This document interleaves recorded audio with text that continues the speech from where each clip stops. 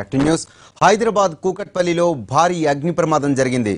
విద్యుత్ వైరు తెగి scrap godown పై పడడంతో మంటలు చెలరేగాయి. ఈ ప్రమాదంలో 3 దుకాణాలు అగ్నికి ఆహుతయ్యాయి. విద్యుత్ షార్ట్ సర్క్యూట్ జరగడంతో మంటలు ఎగిసిపడినట్లు తెలుస్తోంది. విషయం తెలుసుకున్న ఫైర్ సేఫ్టీ అధికారులు 3 ఫైర్ ఇంజన్లతో మంటలను అదుపు చేస్తున్నారు.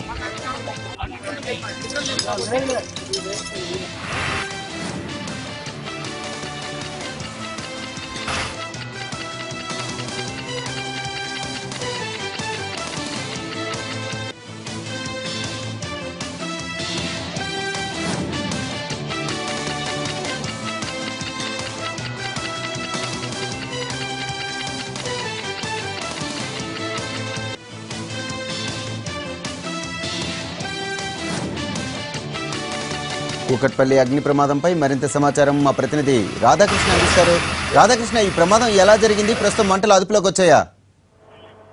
ప్రసాద్, కూకట్పల్లి సాయిబాబా నగర్ లో ఉన్న స్క్రాప్ గోదాంలపై తెగిపడ్డ కరెంటు వైరు ఒకసారిగా భారీ అగ్ని ప్రమాదానికి దారితీసింది. కరెంటు వైరు తెగపడడంతో ఒకసారిగా స్క్రాప్ గోదాంలో ఉన్న ప్లాస్టిక్ వస్తువులు అంటుకోవడం జరిగింది. ఈ క్రమంలో 3 స్క్రాప్ గోదాంలు వరుసగా ఉండడం ద్వారా ఒకసారిగా మంటలు వ్యాపించాయి. భారీగా దట్టమైన పొగ వెలువడడంతో స్థానికులు తీవ్ర ఇబ్బందులకు గురయ్యారు. ప్రస్తుతం 3 ఫైర్ ఇంజన్లు రంగంలోకి దిగాయి. మంటల్ని ఆర్పేందుకు పూర్తిగా ప్రయత్నం చేస్తున్నాయి. కరెంటు వైరు తెగిపడడం ద్వారా ఈ మంటలు వైరు అగ్ని ప్రమాదం చోటు చేస్తుంది అనేది స్థానికులు చెప్తున్నారు. అలాగే ఈ స్క్రాప్ గోదాంలు ప్రధానంగా నివాసాల మధ్య ఉండడం ద్వారా గత కొద్ది కాలంగా స్థానికులు ఆందోళన చేస్తున్నారు. ఇక్కడ నుండి వీటిని తొలగించాలని కూడా చెప్తున్నారు. కానీ ఆ స్క్రాప్ నిర్వహిస్తున్న వాళ్ళు మాత్రం అలాగే వాటిని కొనసాగించడం, ఇప్పుడు ఫైర్ యాక్సిడెంట్ చోటు చేసుకోవడం జరిగింది. ప్రస్తుతం మాత్రం మంటలను అదుపులోకి తీసుకొచ్చేందుకు 3 ఫైర్ ఇంజన్లు ప్రయత్నం చేస్తున్నాయి. వరప్రసాద్.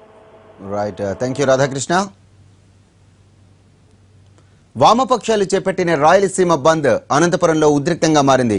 ఉదయం నుంచే షాపులు మూయించేస్తూ రోడ్డుపై నిరసన ర్యాలీలు చేపట్టిన ఆందోళనకారులు బస్సుల్ని సైతం అడ్డుకున్నారు. ఈ క్రమంలో ఓ బస్సు ధ్వంసమైంది.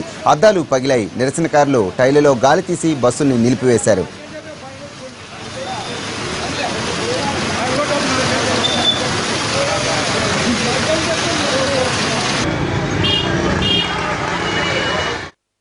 ఇటు కర్నూలులోనూ బంద్ ఉద్రిక్తంగా సాగుతోంది. కార్యకర్తలు రోడ్లపైకి వచ్చి నిరసన ప్రదర్శనలు చేపట్టారు. బస్సులు, లారీలతో పాటు అన్ని రకాల వాహనాలను అడ్డుకుంటున్నారు. షాపులు మూయించేస్తున్నారు. ఆందోళనకారుని పోలీసులు అడ్డుకోవడంతో ఉద్రిక్తత నెలకొంది.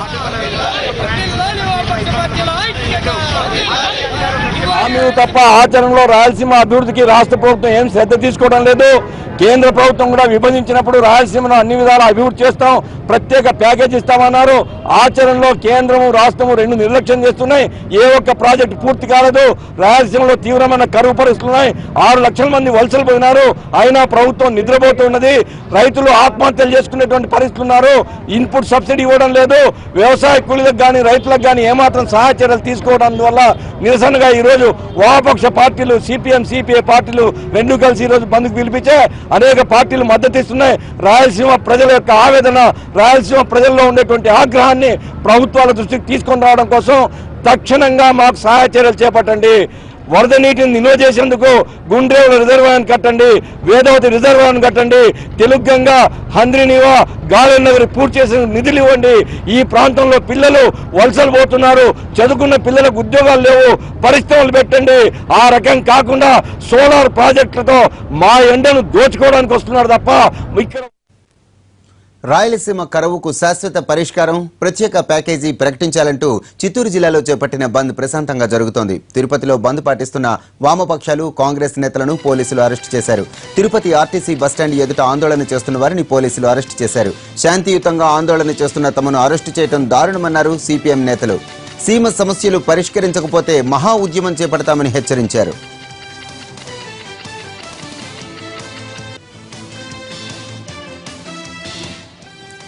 వారిద్దరూ ప్రేమించుకున్నారు. చచ్చే వరకు కలిసి ఉండాలని నిర్ణయించుకున్నారు. ఇంతలోనే ఏం జరిగిందో తెలియదు. ప్రియురాలికి చెప్పకుండానే ప్రియుడు మరో యువతిని పెళ్లి చేసుకున్నాడు. పెళ్లి విషయం తెలుసుకున్న ప్రియురాలు ప్రియుడిని ఇంటికి పిలిచి యాసిడ్ పోసింది. అచ్చం సినిమా క్రైమ్ ను తలపించేలాంటి ఘటన గుంటూరు జిల్లా పెదకాకానిలో జరిగింది. పెదకాకాని మండలం వెనిగండ్ల గ్రామంలో జరిగిన యాసిడ్ దాడిలో ఇలియాస్ అనే యువకుడు మృతి చెందాడు.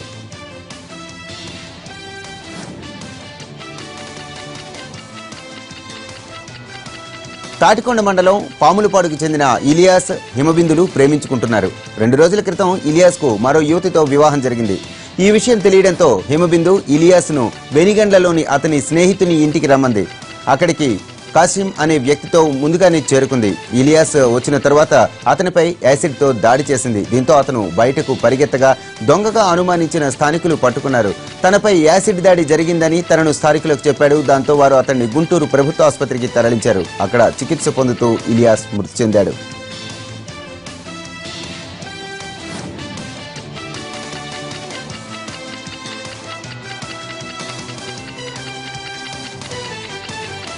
భద్రతా అధికారి గొగోయ్ను సస్పెండ్ చేయాలంటూ శ్రీనగర్లో మహిళలు రోడ్డెక్కారు.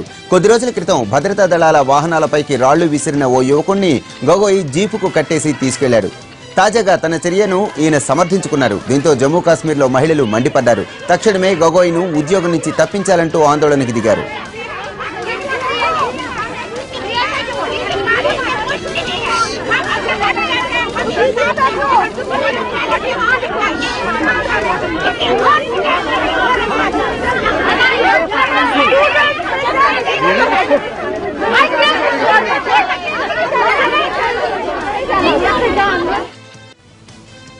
దక్షిణ భారతదేశంలో ఎండలు దంచి కొడుతుంటే మరోవైపు బెంగళూరులో భారీ వర్షం కురిసింది. మంగళవారం బెంగళూరులో కొన్ని చోట్ల ఉరుములతో కూడిన ఈదురుగాలులు వీచాయి. దీంతో ఆనేపాల్య ఏరియాలో చెట్లు విరిగిపడ్డాయి. కొన్ని చోట్ల కరెంటు స్తంభాలు కూలిపోయాయి.